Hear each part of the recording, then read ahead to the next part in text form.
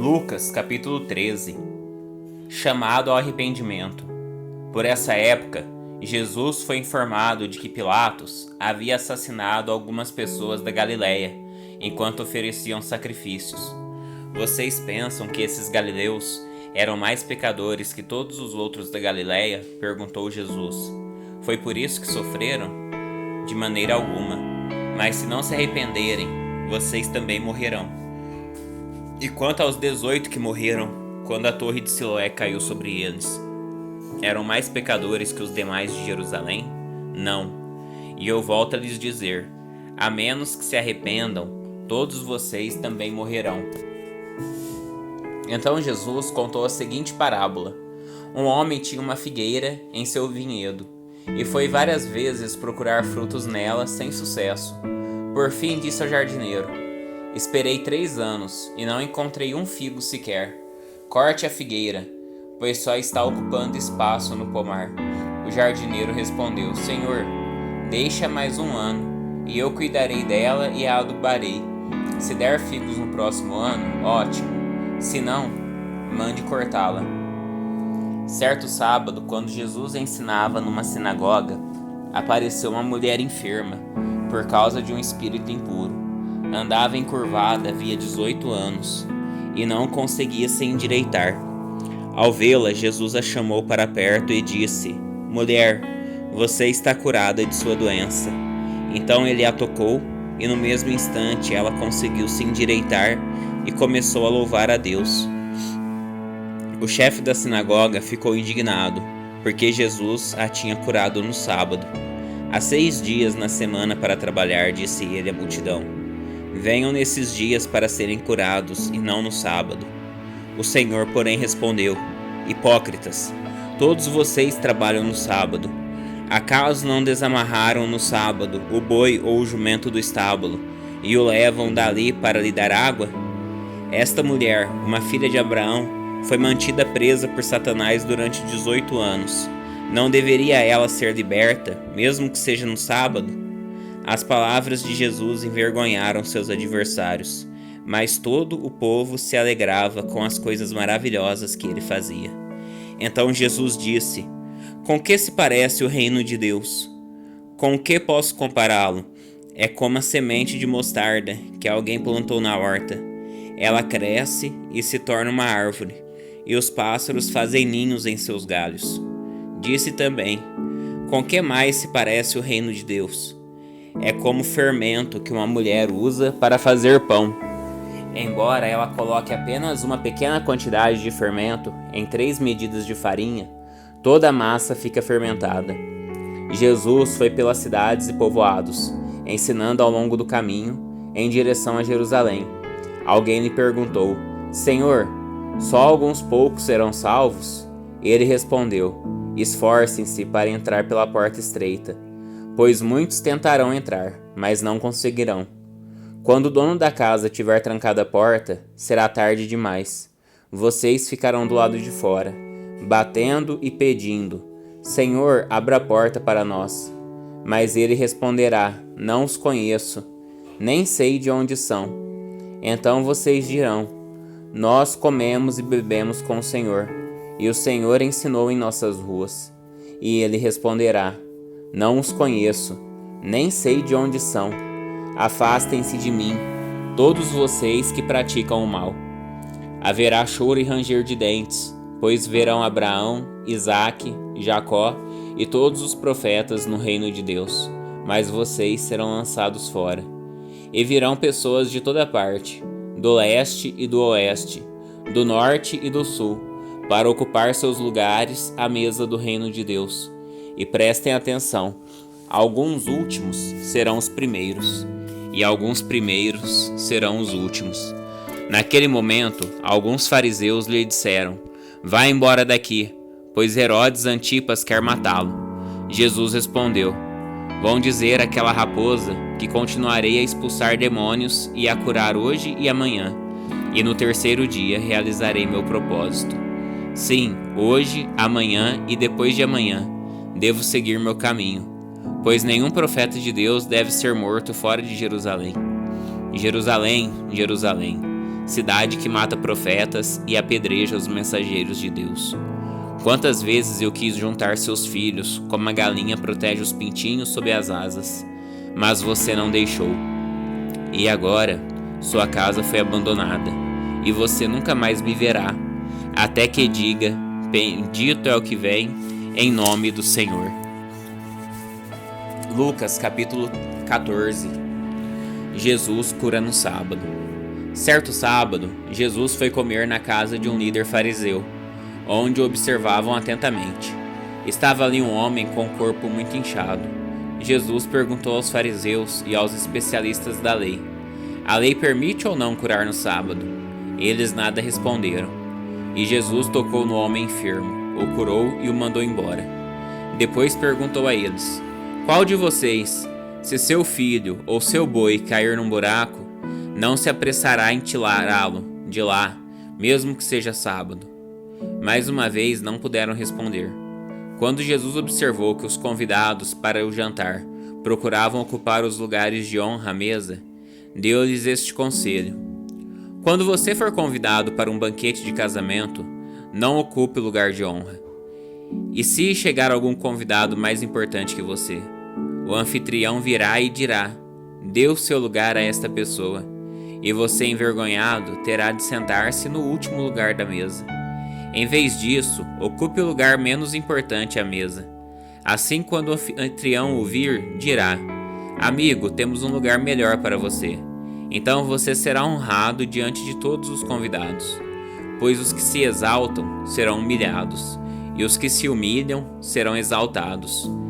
Então Jesus se voltou para o anfitrião e disse: quando oferecer um banquete ou jantar, não convide amigos, irmãos, parentes e vizinhos ricos. Eles poderão retribuir o convite, e essa será a sua única recompensa. Em vez disso, convide os pobres, os aleijados, os mancos e os cegos. Assim, na ressurreição dos justos, você será recompensado por ter convidado aqueles que não podiam recontribuir. Ao ouvir isso, um homem que estava à mesa com Jesus exclamou: feliz será aquele que participar do banquete no reino de Deus. Jesus respondeu com a seguinte parábola: certo homem preparou um grande banquete e enviou muitos convites. Quando estava tudo pronto, mandou seu servo dizer aos convidados: venham, o banquete está pronto. Mas todos eles deram desculpas.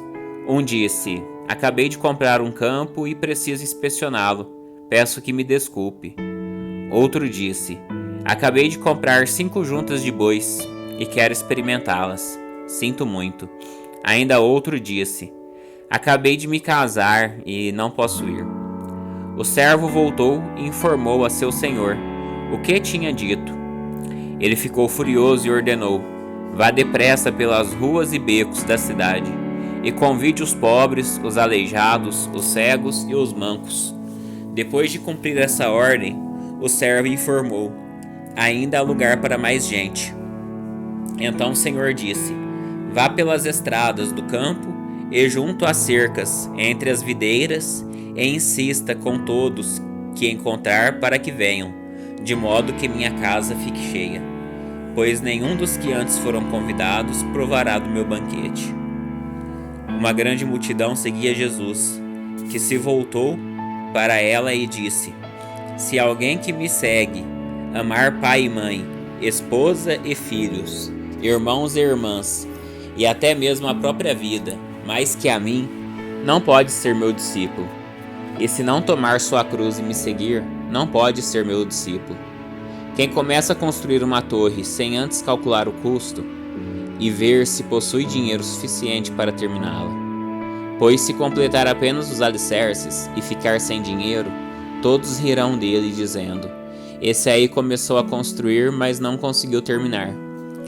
Ou que rei iria à guerra sem antes avaliar se seu exército de 10.000 poderia derrotar os 20.000 que vêm contra ele. E se concluir que não, o rei enviará uma delegação para negociar um acordo de paz, enquanto o inimigo está longe. Da mesma forma, ninguém pode se tornar meu discípulo sem abrir mão de tudo que possui. O sal é bom para temperar, mas se perder o sabor, Como torná-lo salgado outra vez? O sal sem sabor não serve nem para o solo, nem para adubo. É jogado fora. Quem é capaz de ouvir, ouça com atenção. Lucas, capítulo 15. A parábola da ovelha perdida. Cobradores de impostos e outros pecadores vinham ouvir Jesus ensinar. Os fariseus e mestres da lei criticavam, dizendo: ele se reúne com pecadores e até come com eles. Então Jesus lhes contou esta parábola. Se um homem tiver 100 ovelhas e uma delas se perder, o que acham que ele fará? Não deixará as outras 99 no pasto e buscará a perdida até encontrá-la? E quando a encontrar, ele a carregará alegremente nos ombros e a levará para casa. Quando chegar, reunirá os amigos e vizinhos e dirá: alegrem-se comigo, pois encontrei minha ovelha perdida. Da mesma forma, há mais alegria no céu por causa do pecador perdido, que se arrepende, do que por 99 justos que não precisam se arrepender. Ou suponhamos que uma mulher tenha 10 moedas de prata e perca uma. Acaso não acenderá uma lâmpada, varrerá a casa inteira e procurará com cuidado até encontrá-la? E quando a encontrar, reunirá as amigas e vizinhas e dirá: alegrem-se comigo, pois encontrei a minha moeda perdida. Da mesma forma, há alegria na presença dos anjos de Deus, quando o único pecador se arrepende. Jesus continuou: um homem tinha 2 filhos. O filho mais jovem disse ao pai: quero a minha parte da herança. E o pai dividiu seus bens entre os filhos. Alguns dias depois, o filho mais jovem arrumou suas coisas e se mudou para uma terra distante, onde desperdiçou tudo que tinha por viver de forma desregrada. Quando seu dinheiro acabou, uma grande fome se espalhou pela terra, e ele começou a passar necessidade. Convenceu um fazendeiro da região a empregá-lo, e esse homem o mandou a seus campos para cuidar dos porcos. Embora quisesse saciar a fome com as vagens dadas aos porcos, ninguém lhe dava coisa alguma.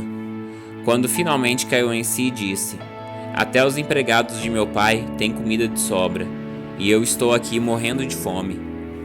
Vou retornar à casa de meu pai e dizer: pai, pequei contra o céu e contra o Senhor, e não sou mais digno de ser chamado seu filho. Por favor, trate-me como seu empregado. Então voltou para a casa de seu pai. Quando ele ainda estava longe, seu pai o viu. Cheio de compaixão, correu para o filho, o abraçou e o beijou. O filho disse: pai, pequei contra o céu e contra o Senhor, e não sou mais digno de ser chamado seu filho. O pai, no entanto, disse aos servos: depressa, tragam a melhor roupa da casa e vistam nele. Coloquem-lhe um anel no dedo e sandálias nos pés. Matem o novilho gordo. Faremos um banquete e celebraremos, pois este meu filho estava morto e voltou à vida.